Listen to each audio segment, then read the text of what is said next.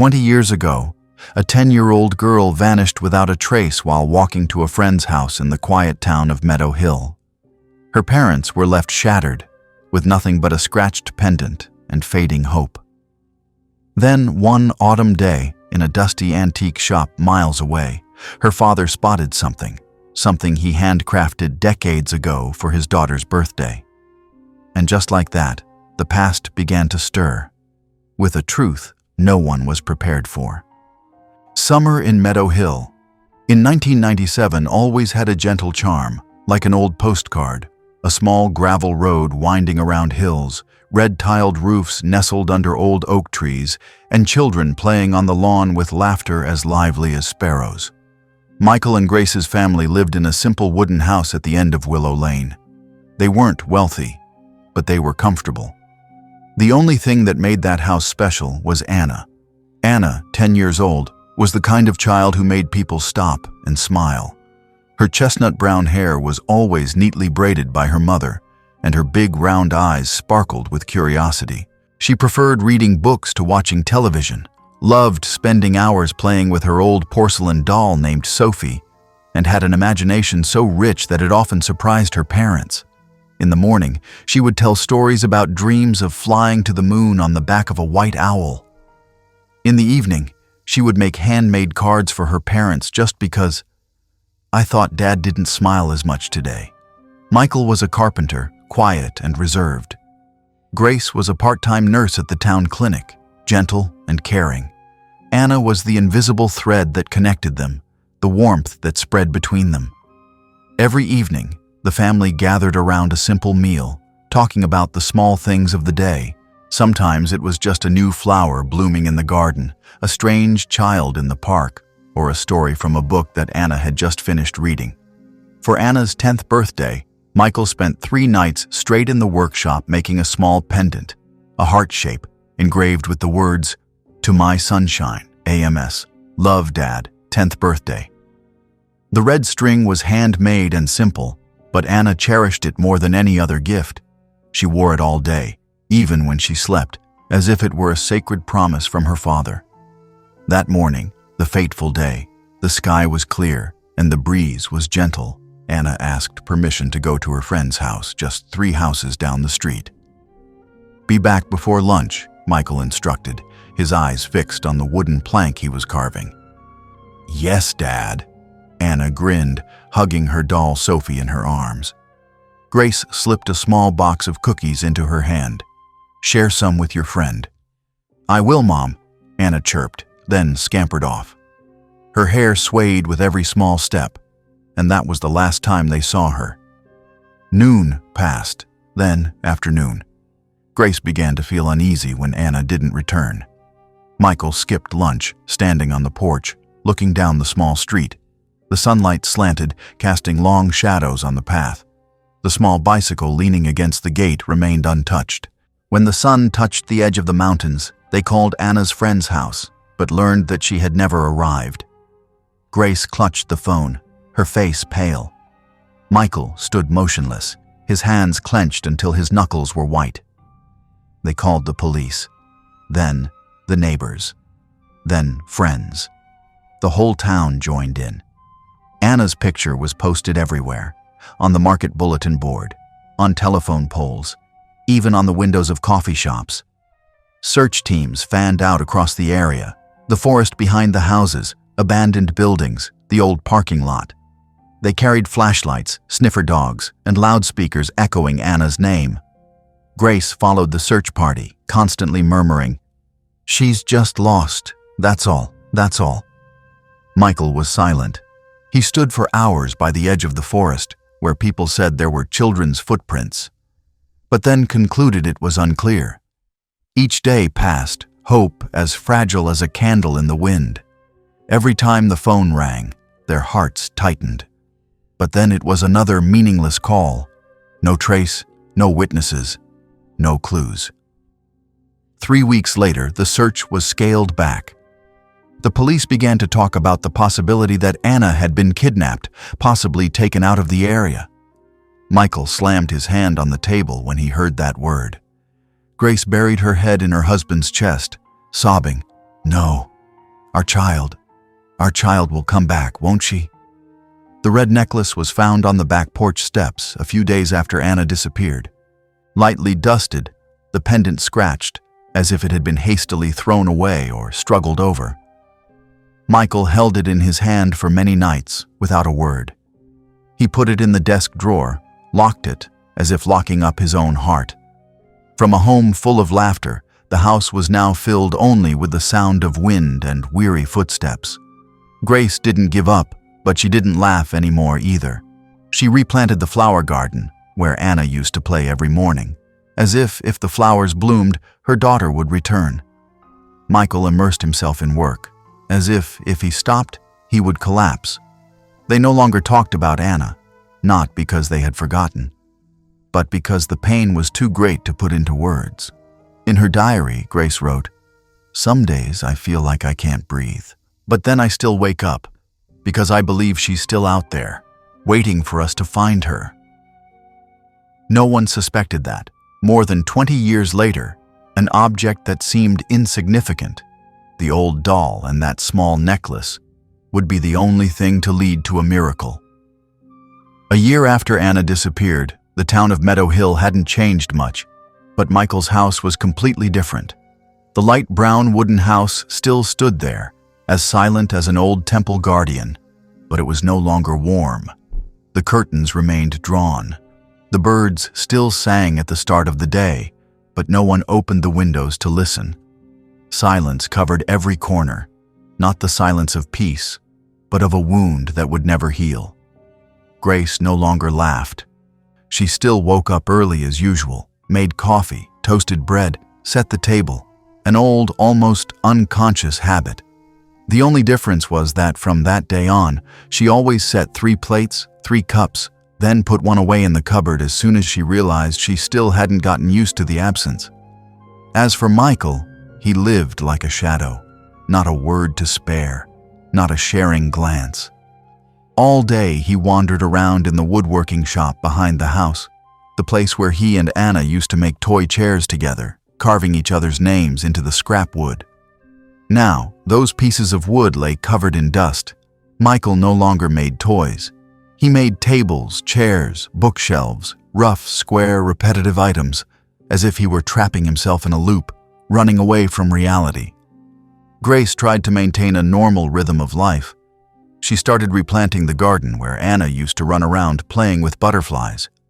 She chose to plant only sunflowers, the flowers the little girl used to call the smiles of the sun. Every morning, Grace quietly watered them, saying nothing, but her eyes held 1,000 unspoken things. Sometimes she would whisper, "If you see the flowers bloom, you'll know the way home, right?" Michael never set foot in the garden again. They still lived in the same house, still ate dinner at the same table. But there was a void between them. Not indifference, but a shared pain that could not be shared. Some nights, Grace cried in the bathroom, covering her mouth so her husband wouldn't hear. But she knew. On the other side of the wall, Michael was still awake. He didn't cry, but his silence was sometimes more bitter than any tears. Once they argued, not loudly, just a few intermittent, choked words. "You can't keep being silent like this." "So what should I do?" Laugh and talk like nothing happened. Then both fell silent again. They turned their backs and went to different rooms. No anger, no blame. It was just that they were both too tired to bear the other's weakness any longer. Anna's photo album, once placed in the middle of the living room, now lay deep in the bedroom cupboard. Grace didn't dare open it anymore. She was afraid that her daughter's eyes, those bright, trusting eyes, looking straight at her through each page of photos, would make her collapse. As for Michael, just a glimpse of an old hair clip, a small t-shirt the little girl had left behind in the laundry basket, and he had to turn away, trembling like a child. As time passed, Grace began to do charity work. Not because she was no longer in pain, but because she was afraid she would lose her reason to live if she just sat waiting hopelessly. She cooked for orphanages, donated old books to the school library, visited lonely old people. Every time she hugged a child, she didn't call it by its name, but secretly called another name in her mind. Anna. She told Michael, "I want to believe she's still alive, somewhere, and if I live well, live kindly, she will feel it." Michael didn't answer. He just nodded quietly as always. But that night, Grace saw the woodworking shop's door open with the light on all night. The sound of sawing and chiseling echoed in the silence. Not noisy, but steady, like the gasping breaths of a heart that refused to rest. One night, it rained. The wind howled through the window panes, whistling in gusts. Grace woke up in the middle of the night because she heard a light sound from the living room. She stepped out and saw Michael, sitting alone under the dim yellow light. In his hand was a picture, childlike drawings, old, the colors faded. It was the one Anna had drawn for him when she was 7, a family of 3, holding hands, standing in a field full of flowers. Above them was a radiant sun, and the scrawled words, "My sunshine, Dad's hero forever." Michael looked at the picture for a long time. His hands trembled slightly. And then, for the first time in a year, he cried. Not sobbing, not screaming. Just tears falling straight onto the paper, drop by drop, blending into the old crayon, blurring into streaks like the past. Grace didn't step forward. She just stood watching from afar, her lips pressed tightly together, her hand clutching the edge of her shirt. She knew, at that moment, he didn't need anyone to comfort him. He just needed to be weak. Just once. The next morning, no one mentioned the night before, but Grace saw the picture carefully pressed and placed on Michael's desk, and it was the first time in a year that he looked at her, for a long time, before quietly saying, "I miss her." Just 4 words, but enough to make Grace cry. Not because she was sad, but because after a year of living in solitude, they had just touched each other's pain at the same time. Outside the window, sunlight streamed through the trees. The sunflowers Grace planted began to bud. No one knew if Anna was still alive or not, but they kept living. Not because hope was still intact, but because they owed each other that. They owed their daughter a reason not to give up. Autumn 2020 arrived quietly, covering the silver-gray sky of Oregon with a thin layer of mist, like the breath of memories that rushed back every time it got cold. Grace turned 58, her hair already streaked with silver. Michael was still reserved, taciturn as he was 20 years ago, but his sturdy figure had now quietly given way to the slowness of old age. They no longer mentioned Anna, not because they had forgotten, but because the memory had become a smoldering habit, just existing, like the way people breathe without having to name it. In October, Grace suggested something she had kept in her heart for many years. "How about we go somewhere, Michael? Just for a few days, to get a change of scenery." Michael looked at her for a long time. In his eyes, there was hesitation, as if he was no longer familiar with the concept of rest. But then he nodded, a nod so slight that it was almost just an unconscious movement. They chose the town of Red Pine, nearly 400 miles from home, a place neither of them had ever set foot in.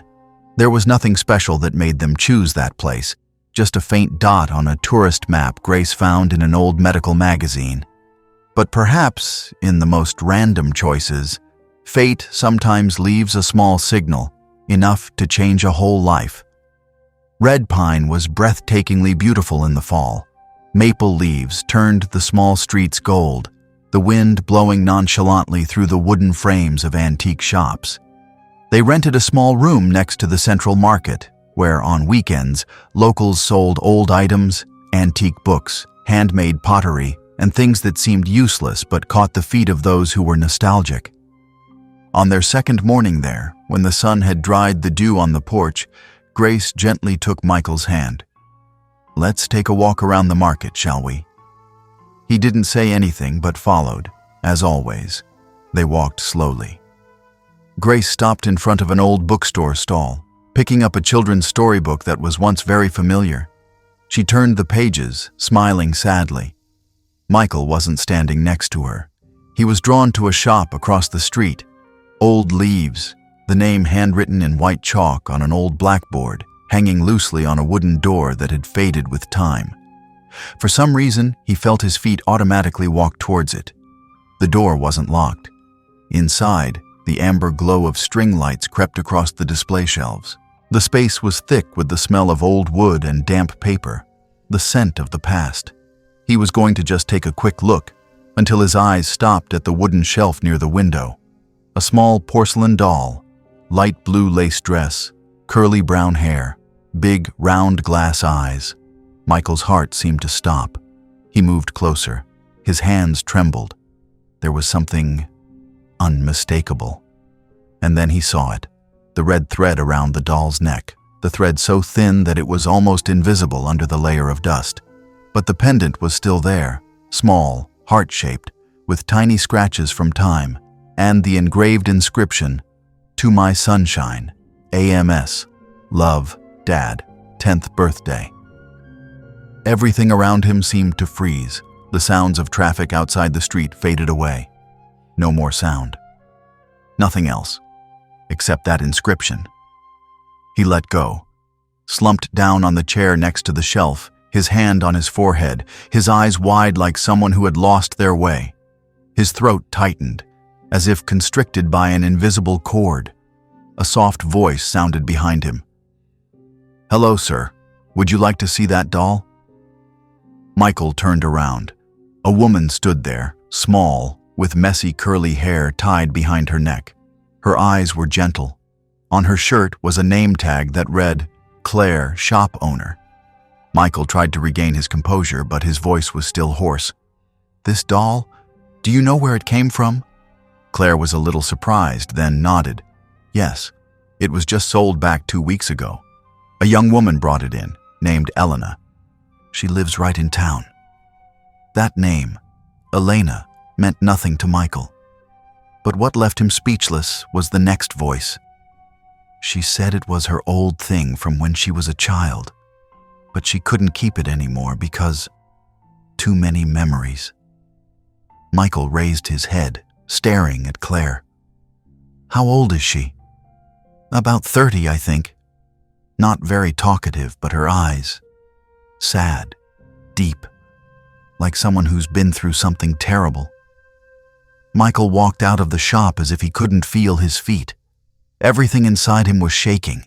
A dollar, a string, an inscription, and a girl, the same age as Anna, carrying the item he had carved by hand for his daughter. It wasn't a coincidence. It couldn't be a coincidence. When he returned to the old bookstore, Grace was holding a book in her hand. Seeing him, she smiled. But the smile faded immediately when she saw her husband's face. Michael held out the necklace, saying nothing. Grace took it. She was stunned. Then her eyes gradually widened, as if facing a miracle that had just appeared. She gently stroked the engraved words with her finger, choked up. "It's this. The necklace from back then." She looked up at her husband. Her eyes were wet. "Where did you find it?" Michael squeezed his wife's hand. "A girl named Elena brought it in, about 30 years old. Claire said she has no relatives, just lives quietly around here." Grace exclaimed, "Michael, do you think it could be?" He didn't answer, just nodded silently. After more than 23 years, they had just touched the clearest clue since the day their daughter was lost. No one dared to say for sure. No one dared to believe it immediately. But their eyes, their hands, their breath, all trembled with a ray of light that had just shone down into the silent pit of despair that had been silent for nearly a quarter of a century. For the first time after thousands of days of just waiting and enduring, hope was no longer a luxury. Michael never thought he would once again walk into a police station to talk about his daughter. The first time was in panic, Grace's tears still not dry as they sat before the duty officer in 1997 to report Anna missing. The second time, 20 years later, was in a strange town, carrying a piece of evidence from a past that seemed to have disappeared forever. The necklace was placed in a small, transparent plastic bag, carefully enough to make people feel like it was the most fragile item in the world. A young police officer named Ron listened to the whole story without interrupting. He looked at the pendant with the eyes of someone who had witnessed too many tragedies. But this time, there was something that made him pause longer than usual. "I'll pass the necklace on to the forensic department. If it's really related to the 1997 disappearance, we'll reopen the case." Michael nodded. But he didn't leave right away. He said, almost pleading, "Please, check the identity of the girl who sold that doll too." Claire said her name is Elena. Ron nodded. A moment later, he returned with a thin file. "We have a record of someone named Elena M., registered as a temporary resident in Red Pine 3 years ago. No criminal record, no family declaration, no birth certificate or valid social security number, just a late application for residency, using substitute documents from a juvenile home in Idaho." Michael and Grace sat motionless. Their hearts were squeezed by a familiar, yet strange truth. "No birth certificate?" Grace exclaimed. Ron nodded. "We used to think she was an illegal immigrant, but valid documents from the juvenile home stopped the investigation. Now, ... He paused. "If we assume this is Anna, then the loss of documents, changing her name, amnesia, all fit perfectly with the possibility of being kidnapped." No one said anything more. The atmosphere was as thick as the smell of disinfectant in an old clinic. Ron opened his computer, quickly searching for security cameras around the antique market. A video was rewound. Footage from in front of the Old Leaves shop, October 12th. Michael stood up. His eyes were glued to the screen. She appeared. The girl in the video wore a gray coat, her hair loosely tied behind her neck, her hands hugging a small box. She walked slowly, looking straight towards the shop door. There was nothing special about her appearance until she turned her head before stepping inside. Grace gasped. Her hand unconsciously squeezed her husband's hand. "Michael, it's her." Michael didn't answer. He stared intently at the screen, his whole body motionless as if turned to stone, but his eyes trembled. In those brief seconds, he seemed to see again the eyes that had followed him from the picture Anna had drawn years ago, the eyes of a child who laughed often, clear and full of trust. Only now those eyes had more darkness, the darkness of years of wandering. Grace couldn't hold back her tears. She buried her face in her husband's shoulder, sobbing, "I believe it's her. No matter what. I know. It's our Anna." Ron was silent, giving them a necessary moment of quiet. Then he typed a few more lines into the computer, finding Elena's address. "She lives on the northern edge of Red Pine, next to the forest. A small house rented from locals. I can go with you two, but only if you're both ready." Michael turned to look at his wife. Without saying anything, they both understood. There was nothing in the world they were more ready for at that moment. They got into the police car. On the way, it started to rain lightly. Red Pine was submerged in a thin mist, the trees along the road standing still as if waiting for something. Inside the car, no one spoke.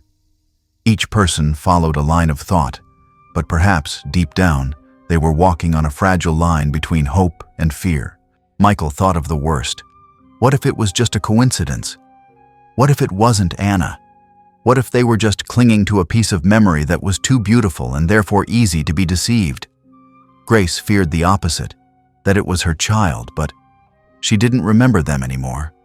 That the Anna of the past, the child who laughed and ran in the flower garden, had been swallowed by the past, disappearing forever. The car turned onto the dirt road leading into the forest. The rain fell harder. Ron turned on the signal, then said, "We're here." The small house appeared, simple. The tin roof faded, a worn swing in front of the yard. No sound, only the faint yellow light through the window curtains. Michael squeezed his wife's hand. He had never trembled in any surgery, accident, or crisis in his life as a carpenter. but now he felt like he was about to fall. Grace nodded slightly. They got out of the car. The door to the house was closed, no dog barking, no sign that anyone was home, until they heard small footsteps echoing from inside. A shadow loomed behind the curtains. The door opened, and when that door opened, Michael knew, whatever the outcome, their lives, from that moment on, would never be the same. The wooden door creaked open, like a whisper of the past. A girl appeared, her hair tied up high, her face without makeup, wearing an old beige sweater. The light from inside cast a faint halo around her shoulders, making the person in front of her feel both close and as distant as a wandering cloud. The girl, Elena, opened her eyes wide, looking at the two people standing in front of the door. Her eyes were stunned, wary, and a hint of something familiar, even though she herself didn't seem to understand why. Michael and Grace stood still. No one spoke in the first few seconds. Their breaths were heavy as if carrying 23 years of yearning. Elena gently pulled back, her hand grasping the door as if ready to close it. "Who are you? What do you want from me?" Her voice was small, but not trembling. Michael clenched his fist. Then he quietly pulled out a carefully wrapped object from his pocket, the red necklace, the heart-shaped pendant. He didn't say anything, just held it out in front of her. Elena's eyes stopped, her pupils dilated. Her hand gently tightened on the door, then gradually released without her realizing it. She stared at the string as if it were something from an old dream that had returned to torment her. "This? Where? Why do you have it?" Her voice was choked. Grace stepped forward, more gently than Michael. "We found it, in an antique shop. The shop owner said, 'You brought it in.'" Elena shook her head. "I did bring it in, but why did you bring it back here? I don't know you." She stepped back, her arm around a little girl who had just stepped out from behind her.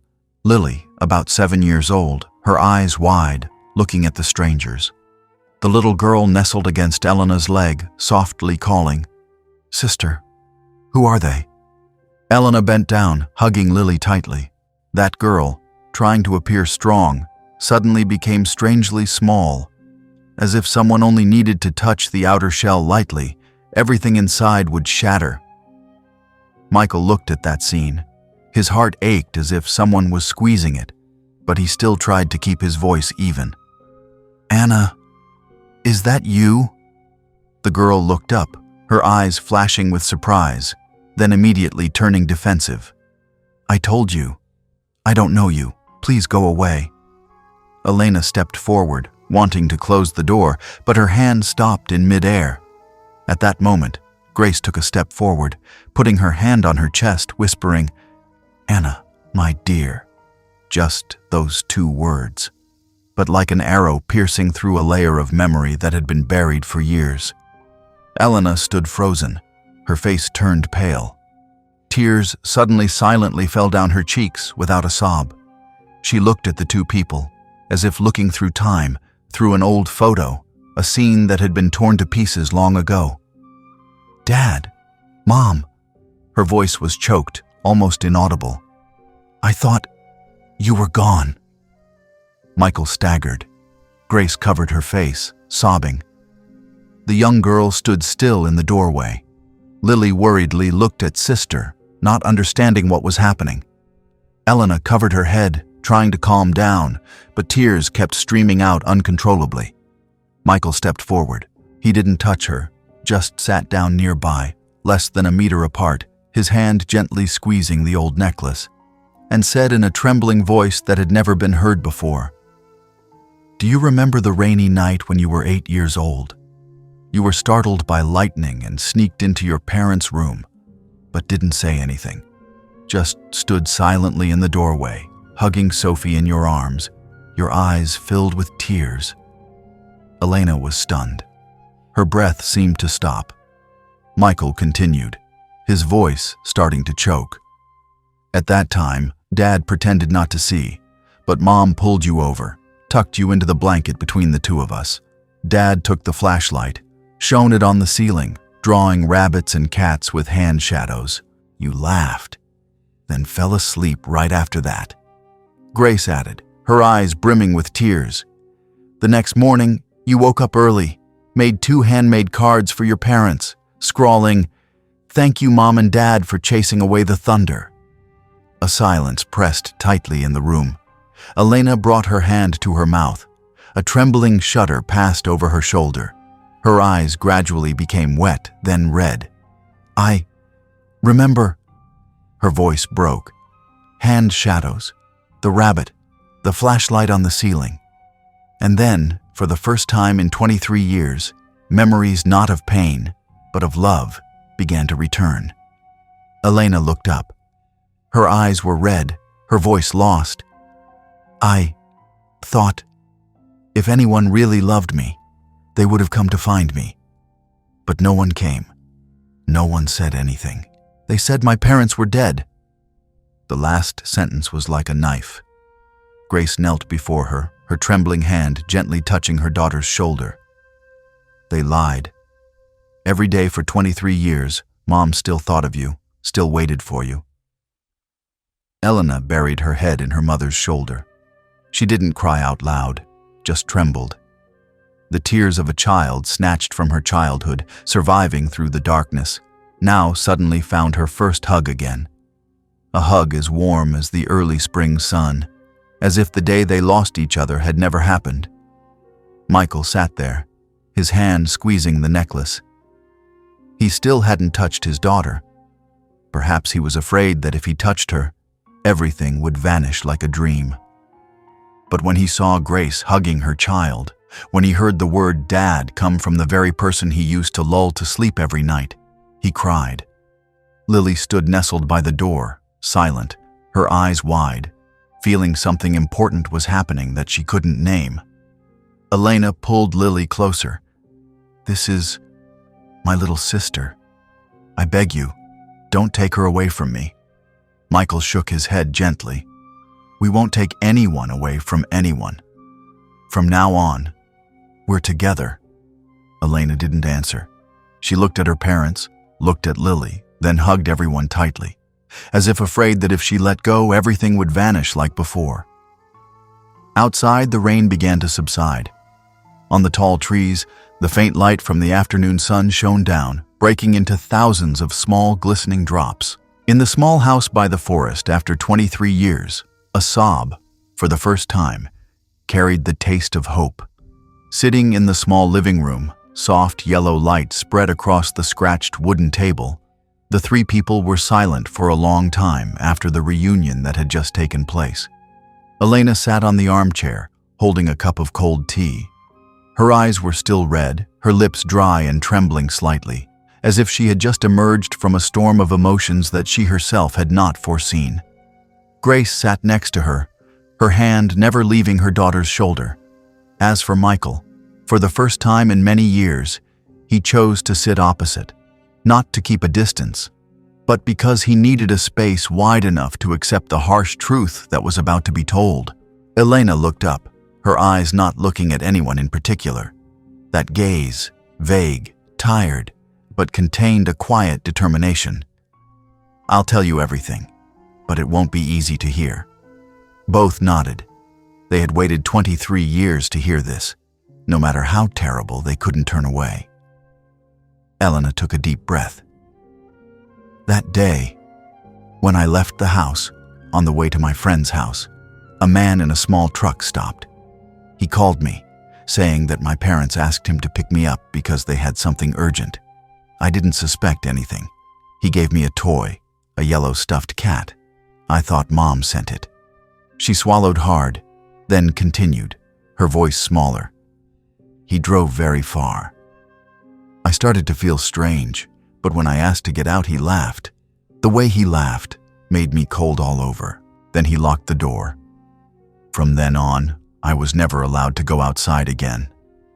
Michael shuddered. He clenched his hands so tightly that his knuckles were white. "He took me to a wooden shack in the forest. No electricity, no water, just an oil lamp and an old bed. Every day he brought food and lied that my parents had died in a car accident. I cried, screamed, pleaded, but no one heard. Elena paused. Her hand clenched into a fist. Her face didn't change color, but 2 lines of tears silently fell. At first, I still believed that someone would come someday. But then I got sick, had a high fever, almost died. He took care of me, gave me medicine, as a way to control me. He said, "You have no one left in this world, only me. If you run away, no one will save you." Grace cried. She covered her mouth, trying not to let her sobs break the silence that Elena was using all her strength to maintain. I tried to escape 3 times. The first time, I got lost in the forest, didn't know the way back, had to go back because I was hungry and scared. The second time, I hid on a truck that stopped near the shack, but he found out. I was beaten so badly that I couldn't walk for a week. The third time, I didn't have enough strength to try anymore. Michael bowed his head. He couldn't look at his daughter for another second, not because he rejected her, but because he couldn't bear to imagine those things happening to a child he used to hold in his arms every night. Elena glanced at her father. Then she continued, her voice even more trembling. "When I was 16, he started taking me along on deliveries, which was actually transporting illegal immigrants or other children.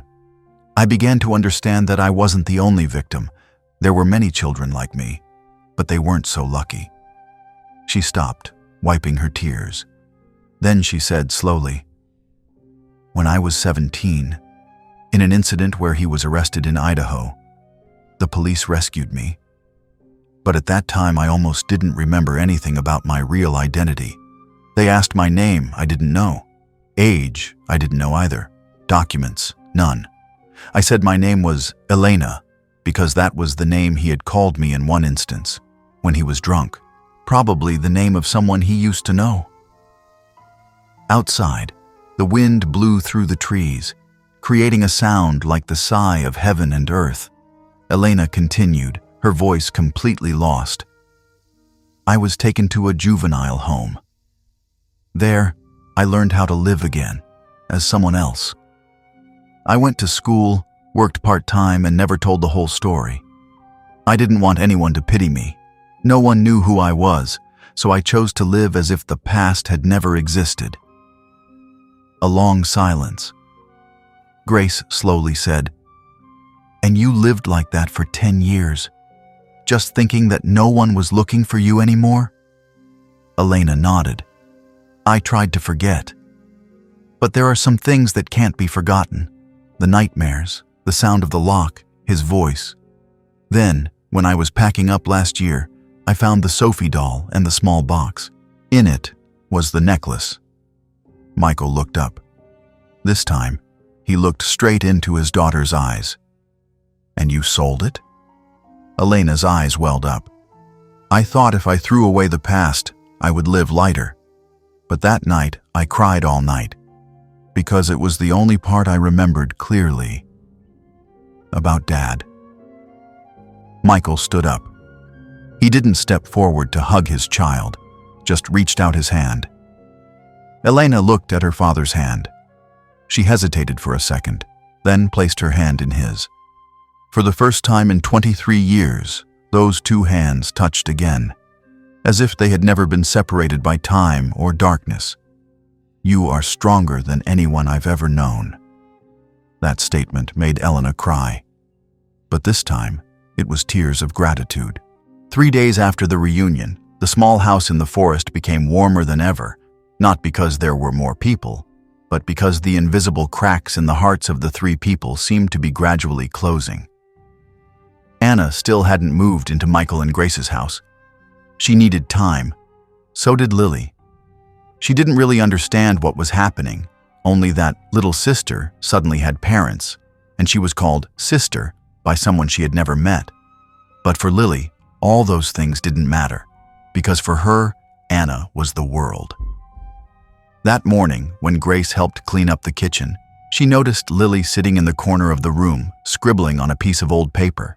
The little girl used a worn-out colored pencil, her tongue slightly sticking out, the innocent concentration of children when doing something they like. The drawing was of a small house with smoke rising from the chimney. Inside were two people holding hands. One was tall with curly hair and big eyes. The other was shorter, hugging a doll tightly. When Grace stepped closer, Lily turned her head and smiled shyly. "I'm drawing Sister Anna and me.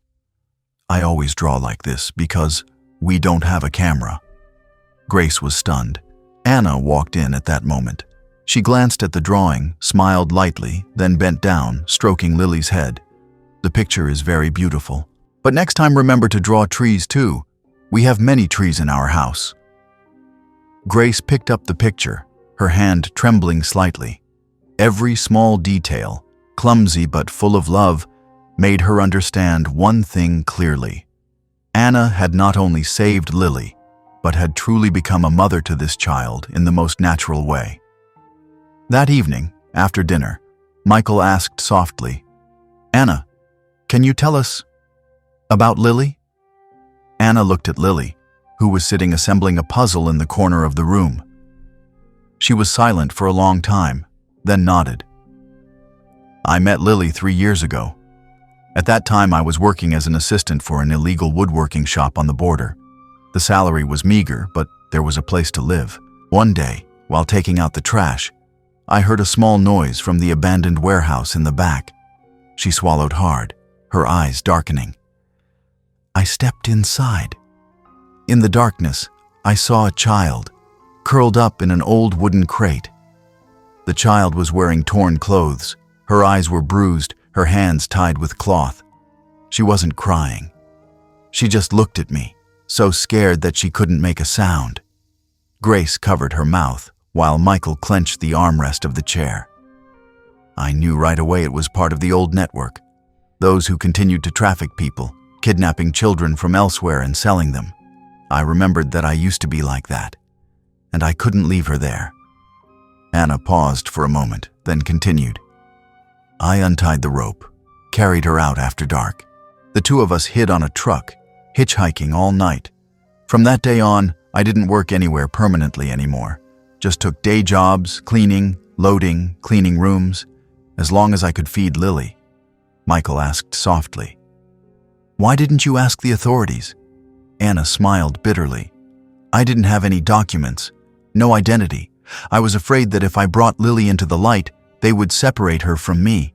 At that time, I didn't know who was really good anymore. I was afraid of losing her."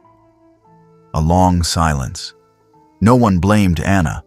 On the contrary, everyone just felt choked with emotion at that quiet but resilient choice, the choice to be a mother while she herself had not been able to fully be a child. That night, Lily slept in Anna's arms.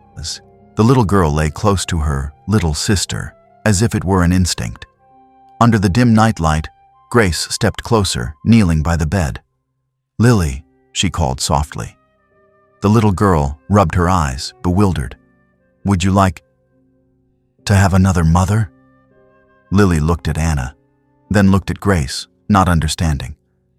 Grace took the little girl's hand, her voice trembling. "You are also my daughter from this moment on, okay?" Lily was silent for a few seconds. Then she nodded as softly as a blink.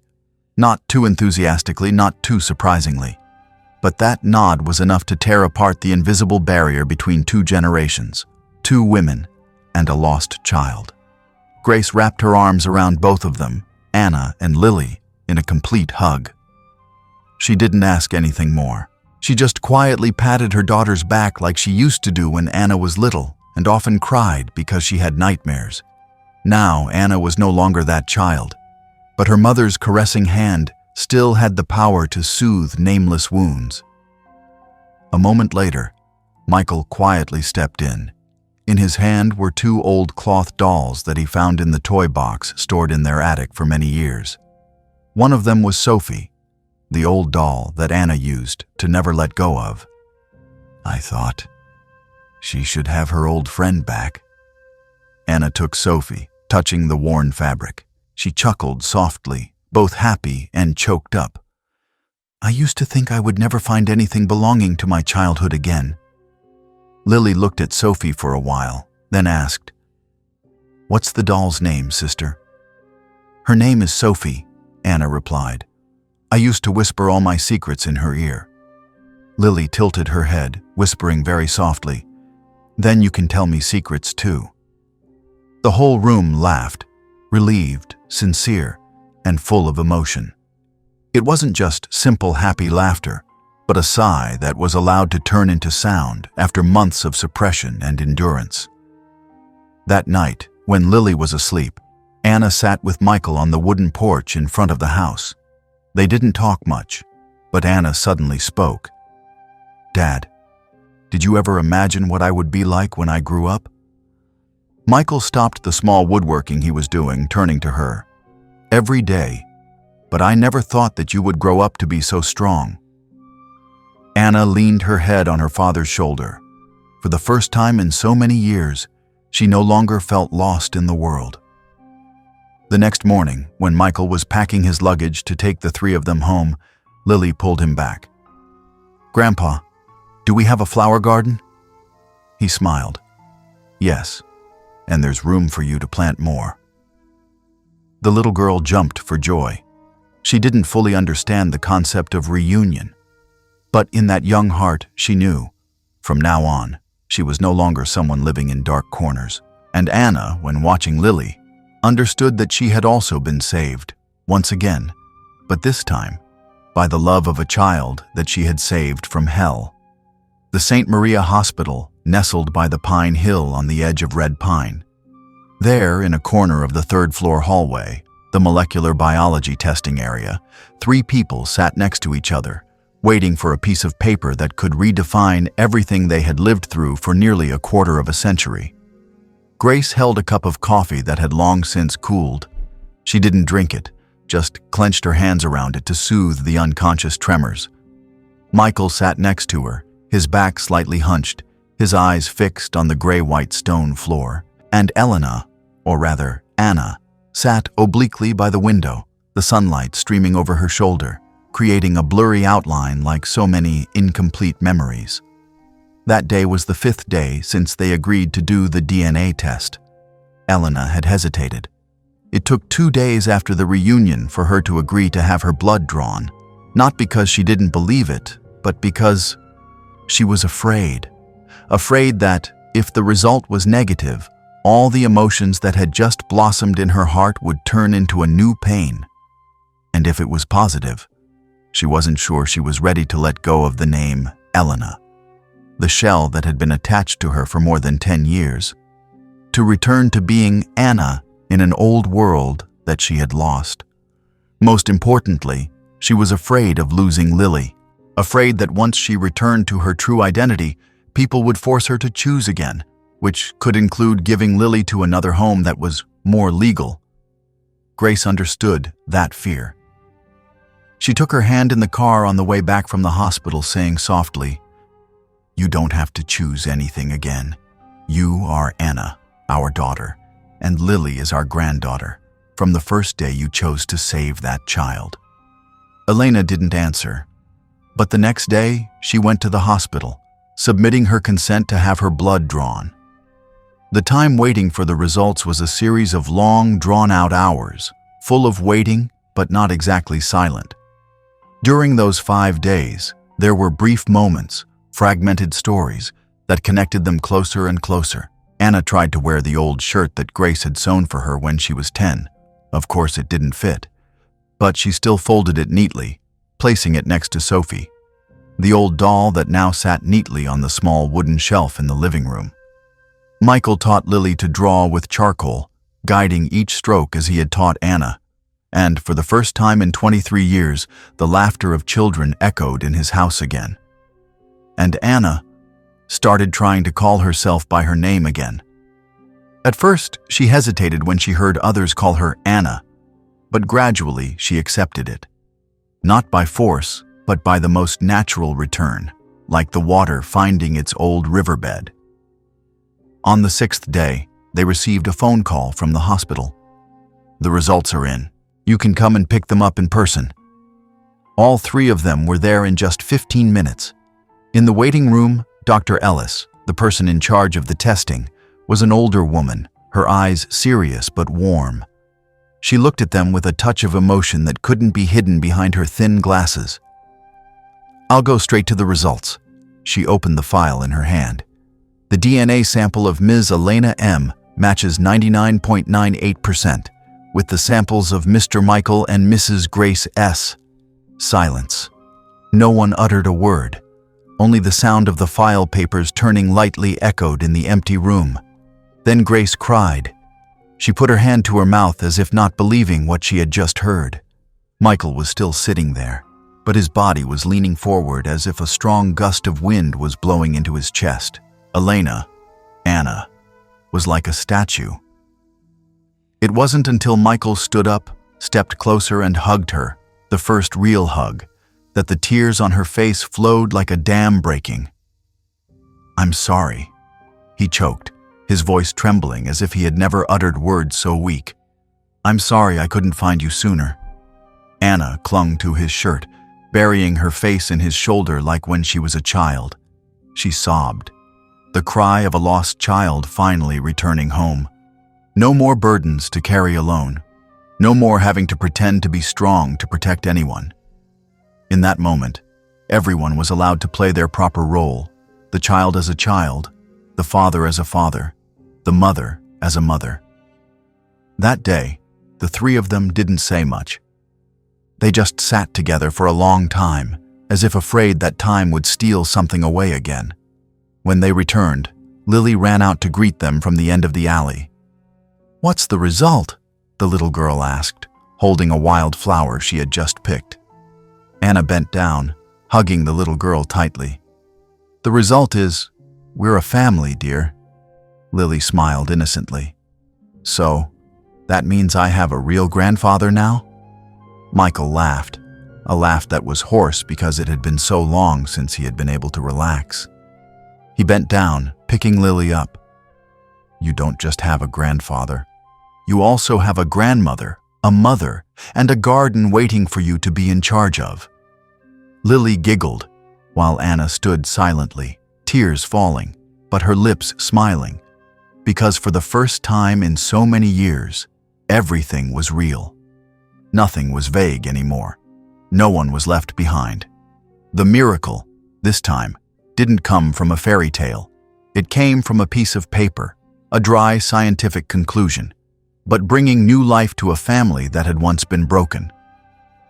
The new house was located on the hillside south of the town of Red Pine, its gray tiled roof blending into the misty sky, the wooden walls painted white, and the small courtyard in front planted with lavender. It wasn't a large or luxurious house, but just enough for 4 people, a family that had just found each other again, to start over. Anna, now officially bearing her birth name again, moved in to live with her parents and Lily in that house. That decision was not easy, but it was no longer reluctant. There was something, after years of wandering, that made her want to stop.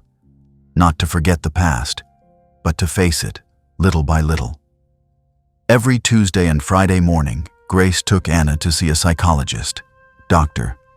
Ruth Keller, a woman in her 50s, with kind eyes and a slow voice like a breath in meditation. At first, Anna sat in the clinic with a closed posture, her hands twisting together. She only said short sentences, avoiding details about the time she was held captive.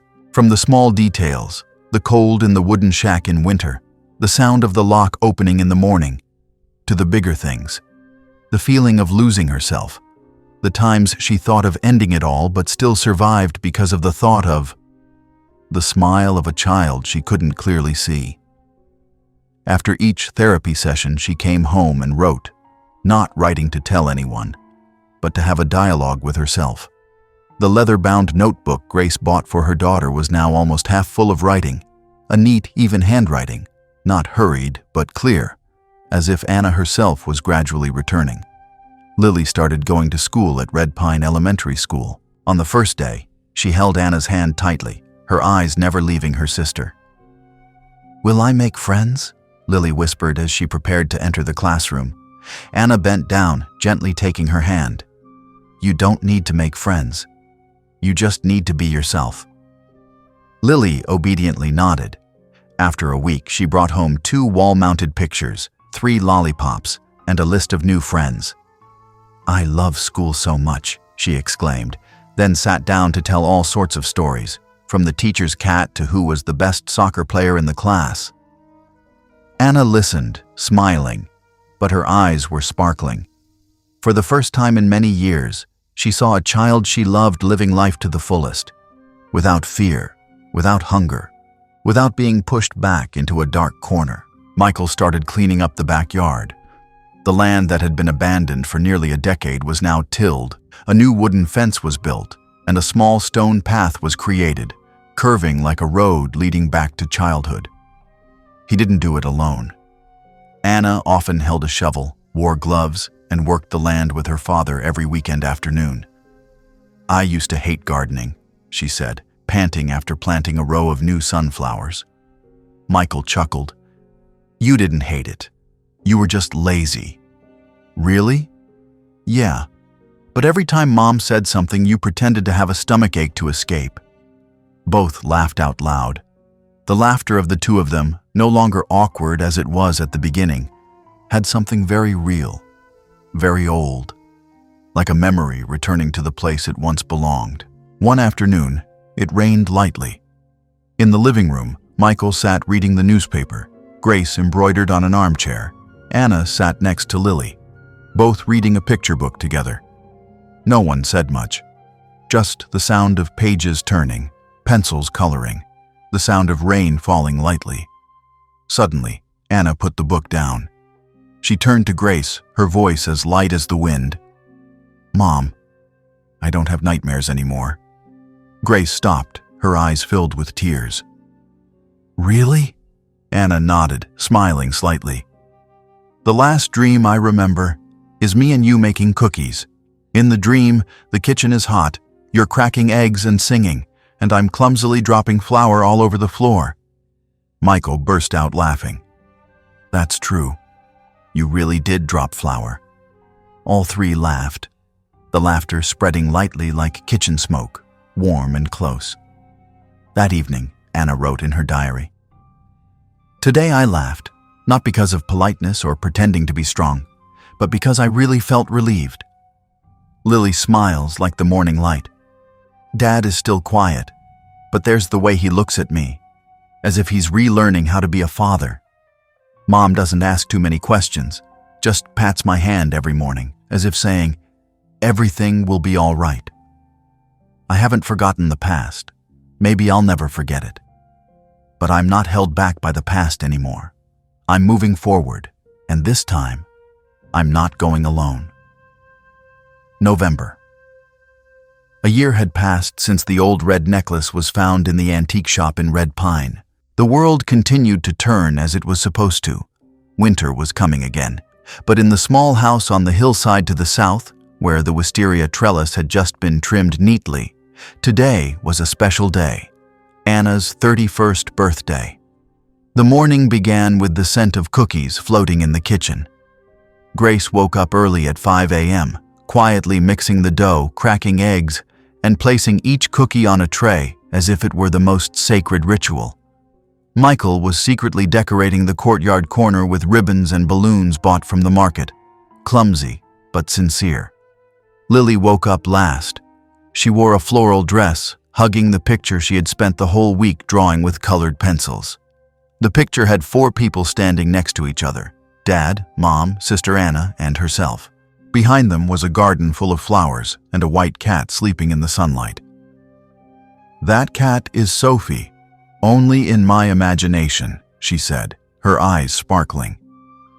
Anna stepped out onto the porch when the sun just touched the doorstep. She wore a simple white shirt and jeans, no makeup, nothing fancy. But the smile on her face made her more radiant than any color. "Happy birthday, daughter," Michael said, placing his hand on Anna's shoulder. "Happy birthday, Sister Anna," Lily shouted, holding out the picture like a precious trophy. Grace stepped closer, hugging her daughter. "Another year, a new chapter." Anna hugged everyone tightly. There was no big cake, no orchestra or guests, only them, a real family, finally together. After a simple lunch, Michael led Anna to the back garden. There, a small wooden box was placed on a stone bench. He opened it, then quietly placed it in her hand. The old necklace. The red thread of the past had been replaced with a thin silver chain. The heart-shaped pendant was polished again, but still retained the inscription, "To my sunshine, AMS, love Dad, 10th birthday." Anna reached out to touch the pendant. This time she didn't cry, just silent for a long time. Then she looked up at her father, her eyes filled with tears. "Do you know, there were times when I thought this thing was buried forever, like my childhood, but it turns out, it just needed someone who loved me enough to find it again." Michael didn't answer. He just raised his hand, fastening the chain around his daughter's neck, carefully as if lifting a piece of memory. "I'm sorry I couldn't come sooner." Anna squeezed his hand. "But you never gave up. For me, that's enough." That afternoon, the family sat around under the bougainvillea trellis on the porch. Grace made tea, Lily sat in her sister Anna's lap, and Michael read the newspaper, but his eyes occasionally looked up at everyone. No one said much. But that silence was no longer the silence of the old days, but peace. Anna took out the new notebook, opening the first page. On it she wrote, "To my sunshine. A story that doesn't start with a fairy tale, but may end with hope." She intended to write a book. Not to take credit, not to condemn, but to tell the story of survival and returning. A tribute to her parents, who never gave up. And a message to anyone out there who is lost. You are not alone. No matter how far you go, if someone remembers your name, you can still return. Anna had gone a very long way, but she returned, no longer a frightened girl, but a woman who knew the value of love and existence. As the sun set, the last sunlight shone through the trellis, casting long shadows on the lawn behind the house. Anna stood up, walking towards the flower garden, where Michael and Grace had carefully replanted each sunflower. She sat down, reaching out to touch a blooming flower. A breeze blew through her hair, carrying the scent of earth, the scent of sunshine, and the scent of memories. In this very place, 23 years ago, she used to run and jump with the Sophie doll in her hand, laughing in the sunlight.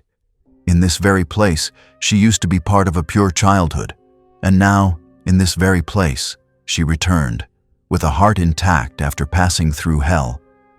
Anna closed her eyes softly, then smiled a light smile. No more fear, no more running away. Only the light after the darkness, gentle, persistent, and full of hope.